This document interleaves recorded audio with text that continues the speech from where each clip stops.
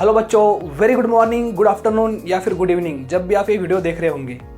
तो आज हम पढ़ने वाले इफेक्ट ऑफ इलेक्ट्रिक करंट इस चैप्टर के अनसॉल्व्ड न्यूमेरिकल्स।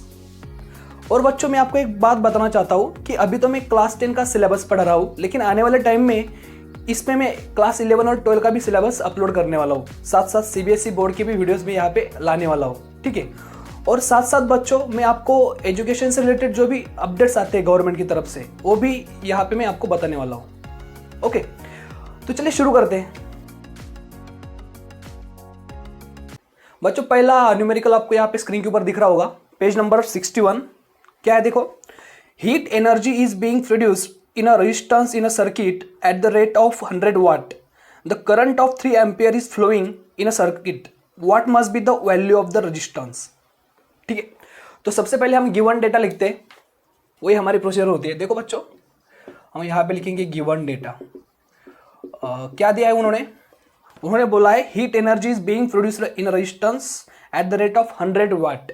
मतलब यहाँ पे उन्होंने आपको हीट दिया है बच्चों, हीट का रेट दिया है, हीट डिसिपेशन का रेट दिया है।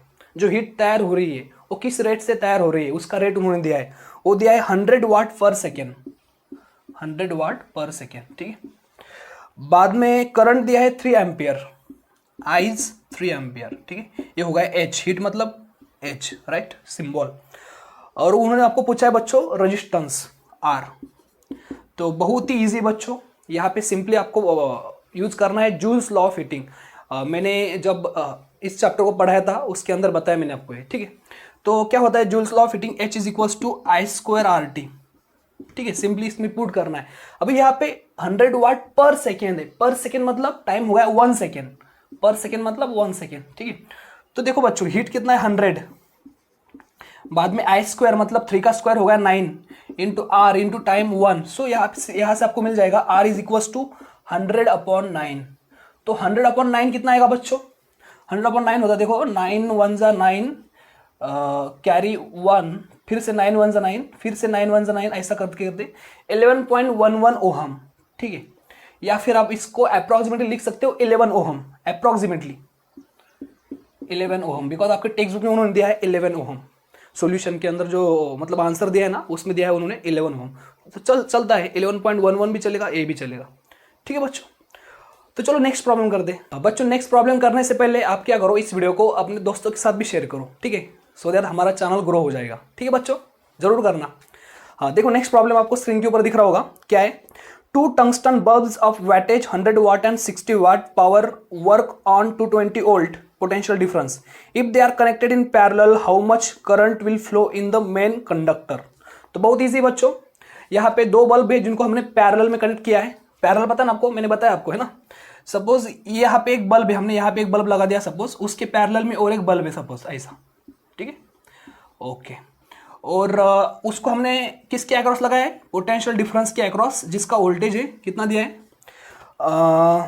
220 वोल्ट, 220 वोल्ट।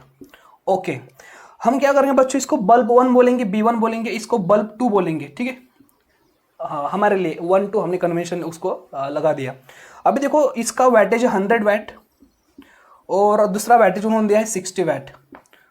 उस बल्ब का वैटेज, इसका 100 वाट, इसका 60 वाट। ठीक है, और क्या दिया है उन्होंने, बस इतना ही दिया है। और पूछा है कि मेन सर्किट, ये हो गया बच्चों मेन सर्किट। देखो, ये जो वायर है बच्चों, ये वायर आपको जो दिख रहा है, ये वायर तो दोनों के लिए भी कॉमन है ना, तो उसको बोलते हैं मेन कंडक्टर। इसको मेन कंडक्टर, मेन सर्किट बोलोगे आप इसको और इसको, यहां से लेके यहां तक। बिकॉज यहां से जो करंट फ्लो हो रहा है ना, वो दोनों के लिए जा रहा है, तो दोनों के लिए, दोनों को करंट बांट रहा है ये वायर, तो इसलिए उसको बोलते हैं मेन सर्किट। इसको और इसको मेन सर्किट नहीं बोलेंगे बच्चों, मेन कंडक्टर नहीं बोलेंगे, बिकॉज वो इंडिविजुअल बल्ब के लिए, यहाँ से जो वायर है इस बल्ब के लिए, यहाँ से वायर जो इस बल्ब के लिए। ठीक है, हाँ, यहाँ जरा ऐसा करो, नहीं तो शॉर्ट सर्किट हो जाएगा। हाँ ओके बच्चों, हाँ, तो यहाँ पे हमको क्या निकालना है, ये टोटल करंट निकालना है, आई निकालना है हमको, total current in a main conductor. तो कुछ नहीं बच्चों, बहुत ईजी है। क्या करोगे आप लोग, सबसे पहले आपको क्या करना है, इसमें का करंट निकालना है। सपोज इसको बोलेंगे I1 और इसमें से करंट निकालना है I2, और बस उसको सिंपली ऐड करना है, I is equals to I1 plus I2। ठीक है, ऐसा सिंपली ऐड करना है उसको, बिकॉज यहां से जो करंट आएगा ना बच्चों, कुछ इधर जा रहा कुछ इधर जा रहा, तो दोनों को ऐड किया तो ये मिलेगा आपको। अभी I1 और I2 निकालना तो बहुत ईजी है, कैसे निकालोगे? देखो देखो बच्चों, क्या करोगे आप लोग, I1 निकालना है ना, उसके लिए पहले इसके तरफ देखेंगे। देखो पावर का फार्मूला क्या होता है, V इंटू आई बराबर। अभी पैरेलल सर्किट में वोल्टेज सेम रहता है बच्चों, यहाँ पे जो वोल्टेज है 220, यहाँ पे भी 220 रहेगा, यहाँ पे भी 220 रहेगा। पैरेलल में वोल्टेज सेम रहता है और सीरीज में करंट सेम रहता है, ठीक है। अभी देखो, तो हम यहाँ पे इसके लिए बोलेंगे, इसको 1 1 लगाएंगे, P1 is equals to V into I1 और P2 is equals to V into I2। इसके लिए हमने 1 1 लगा दिया, इसके लिए हमने 2 2 सफिक्स लगा दिया। वोल्टेज तो सेम रहने वाला है, उसको V1 V2 लिखने से कोई मतलब कोई उसमें मीनिंग नहीं है, तो V को V रखने दिया, लेकिन सिर्फ यहाँ पे करंट और पावर चेंज हो रहा है, इसलिए हमने उसको 1 1 लगाया, इसको 2 2 लगाया। चलो पहले हम इसको निकालते हैं करंट। यहाँ से हम I1 क्या लिख सकते हैं, यहाँ से I1 is equals to P1 upon V, ठीक है। और यहाँ पे क्या लिखेंगे हम, I2 is equals to P2 upon V। बस इसको सॉल्व करो बच्चों। देखो I1 कैसे मिलेगा, इधर लिखता मैं, I1 विल बी, हाँ P1 कितना है बच्चों 100 अपॉन V कितना है 220। यहाँ पे सपोज ये कैंसिल हो गया, सो 10 अपॉन 22, ऐसा रहने दो, बाद में ऐड करने वाले हम इसको। और बच्चों I2 क्या मिलेगा, देखो I2 P2 upon V, P2 कितना है 60 वाट अपॉन वोल्टेज तो सेम ही है 220, फिर से इसको कैंसिल किया, 6 अपॉन 22 मिला, ठीक है। अभी I1 और I2 मिला है बच्चों, हमको सिंपली ऐड करो, I मिल जाएगा। सो देखो I will be I1 plus I2 मतलब 10 अपॉन 22, मैं जरा स्क्रीन के बाहर जा रहा हुआ, एडजस्ट करो, 6 अपॉन 22, तो इस यहाँ से आपको मिलेगा बच्चों 10 प्लस 6 हो जाएगा 16 अपॉन 22। और 16 अपॉन 22 को अगर आप सॉल्व करते हो बच्चों, अभी 22 का टेबल आपको यहाँ पे आना चाहिए, रुको मैं यहाँ पे ऐसा सॉल्व करता हूँ। देखो 22 0 पॉइंट देना पड़ेगा, बिकॉज 16 22 से छोटा है। बाद में 22 7 जा 154 होता है बच्चों, राइट। बच्चे कितने यहाँ पे 6 बच्चे, 150 से 154 हो गए, 6 बचे 60, सो 22 2 जा 44। तो यहाँ पे हमको करंट मिल गया बच्चों 0.72, sorry ampere, not ohm, ohm तो रेजिस्टेंस का होता है, ठीक है। सो ऐसा आपको कैलकुलेट करना होता है current in a main conductor. कोई बार ऐसा भी होगा कि वो आपको ए करंट देंगे, ए देंगे और ए निकालना है, तो बहुत ईजी उस केस में आप क्या करोगे, इस टोटल करंट में से इसको सब्ट्रैक्ट कर दोगे, ठीक है। चलो नेक्स्ट करते हैं बच्चों। इतनी सुबह सुबह बाहर बारिश शुरू है, अभी सिर्फ सुबह के 6:25 हुए और बाहर जोरदार बारिश शुरू है, ठीक है। हाँ चलो नेक्स्ट प्रॉब्लम आपको यहाँ स्क्रीन के ऊपर दिख रहा होगा, क्या है, who will spend more electrical energy, 500 watt TV set in 30 minutes और 600 वाट हीटर इन 20 मिनट्स। हाँ तो यहाँ पे आपको उन्होंने 2 इलेक्ट्रिकल इक्विपमेंट दिया है। सबसे पहले क्या दिया है, यहाँ पे हम गिवन डेटा लिखते हैं सी। देखो सबसे पहले उन्होंने आपको टीवी दिया है, टीवी सेट का वैटेज है बच्चों 500 वाट और उसको हमने 30 मिनट चलाया। और हमारा बाद में हीटर है, हीटर का वैटेज है 600 वाट, लेकिन उसको हमने चलाया सिर्फ 20 मिनट तक। अभी इसमें से कौन ज्यादा इलेक्ट्रिकल एनर्जी लेगा वो आपको निकालना है, ठीक है। Who will spend more electrical energy. हाँ तो बच्चों हमको यहाँ पे बेसिकली पहले एनर्जी निकालना पड़ेगा। तो एनर्जी का फार्मूला क्या होता है, एनर्जी होता है पावर इंटू टाइम, ठीक है। लेकिन ये जो इक्विपमेंट ने कंज्यूम की हुई एनर्जी रहती है ना, वो हमेशा हम किलोवाट आवर में निकालते हैं बच्चों, किलोवाट आवर। तो सबसे पहले हम इसको E1 बोलेंगे, सपोज E1, और इसको हम E2 बोलेंगे, चलेगा ना अपने मन से। सो E1 क्या आएगा बच्चों, देखो यहाँ पे हो जाएगा 500 इंटू 30। देखो पावर इंटू टाइम कितना है 30 मिनट। लेकिन बच्चों ध्यान रखना है, हमको इसको किलोवाट आवर में कन्वर्ट करना है, किलोवाट में। ये सिर्फ पावर तो वैट में, हमको किलोवाट चाहिए तो इसको हम 1000 से डिवाइड करेंगे। और बच्चों हमको ये टाइम भी आवर में चाहिए, घंटे में चाहिए, लेकिन उन्होंने मिनट में दिया है। तो मिनट से घंटा कैसे करते बच्चों, हम करते डिवाइड बाय 60 करके। तो फिर से अभी इसको सॉल्व करेंगे। देखो 1 0 2 0 3 1 2 3 इतने जीरो कैंसिल हो गए। तो क्या बचा यहाँ पे, देखो यहाँ पे बचेगा 5 3 15 अपॉन 60।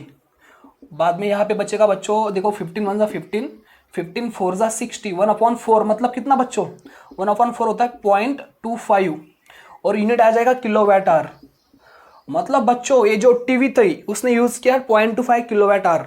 वैसे हम हीटर की भी निकालेंगे। देखो हीटर का E2 हम दिखाएंगे फिर से एक बार। हीटर का पावर है 600 इंटू 20, फिर से किलोवाट में कन्वर्ट करने के लिए इसके 1000 डिवाइड किया, इसको आर में कन्वर्ट करने 60 से डिवाइड किया, ये जीरो कैंसिल किया, 3 जीरो नीचे के 3 जीरो ऊपर के, बाद में यहाँ से हमको मिला 6 इंटू 2/60, राइट। बाद में 6 1 जा और 6 10 जा 60, 2/10 और 2/10 होता है बच्चों 0.2 और यूनिट हो जाएगा किलोवाट आवर। तो आप ही बताओ अभी कौन सा ज़्यादा है कौन सा बड़ा है। देखो 0.25 0.2, तो ये बड़ा हो गया। इसका मतलब यहाँ पे टीवी सेट को ज़्यादा एनर्जी लगेगी, वो ज़्यादा एनर्जी यूज़ करेगा, ठीक है, और उसके कारण ज़्यादा हमें इलेक्ट्रिसिटी बिल भी आएगा। तो इतना सिंपल था। चलो लास्ट प्रॉब्लम करते हैं बच्चों। लास्ट प्रॉब्लम करने से पहले कुछ फॉर्मेलिटी कर लूँ। अगर आप इस चैनल पे नए हो तो प्लीज़ सब्सक्राइब कर देना, हमारा चैनल ग्रो हो जाएगा। चलो करते हैं लास्ट प्रॉब्लम। यहाँ स्क्रीन के ऊपर दिख रहा होगा आपको। An electric iron of 1100 what is operated for 2 hours daily, what will be the electrical consumption expenses for that in the month of April. और आगे दिया है the electric company charges 5 rupees per unit of energy. बहुत easy बच्चों। सबसे पहले given data लिखेंगे। Given data क्या है बच्चों? गिवन डेटा उन्होंने बोला है कि इलेक्ट्रिक आयरन का वैटेज है 1100 वाट, मतलब पावर दिया है ना। वैटेज मतलब पावर का यूनिट होता है वैट। उसके बाद उसको हमने डेली 2 आवर्स चलाया, 2 आवर्स डेली, ठीक है। उसके बाद उन्होंने पर यूनिट चार्जेस दिया है बच्चों। कितने चार्जेस दिए? ₹5। ओके, और मंथ कौन सा? अप्रैल। अभी मंथ का क्यों दिया है उन्होंने यहाँ पे मंथ, वो भी हम देखेंगे। देखो बच्चों बहुत ईजी है, आपको निकलना है कि उनको what will be the electrical consumption expenses, मतलब उनको कितना लाइट बिल कितना आएगा उस महीने के लिए। लाइट बिल पूछा है इनडायरेक्टली उन्होंने।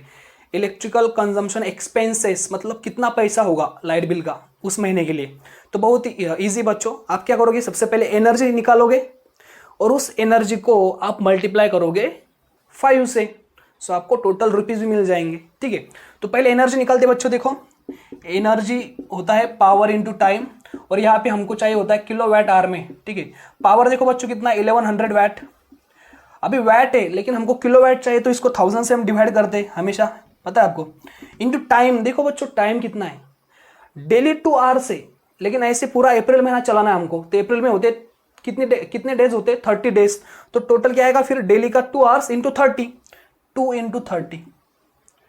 और बच्चों यहाँ पे अभी हमको डिवाइड बाय 60 करने की जरूरत नहीं है, बिकॉज पहले से आवर्स में दिया है। अगर मिनट में होता तो हम डिवाइड बाय 60 करते। बस सिर्फ अभी इसको सॉल्व करना है। देखो 1 2 3 1 2 3 इतने सब जीरो चले गए। क्या बचा?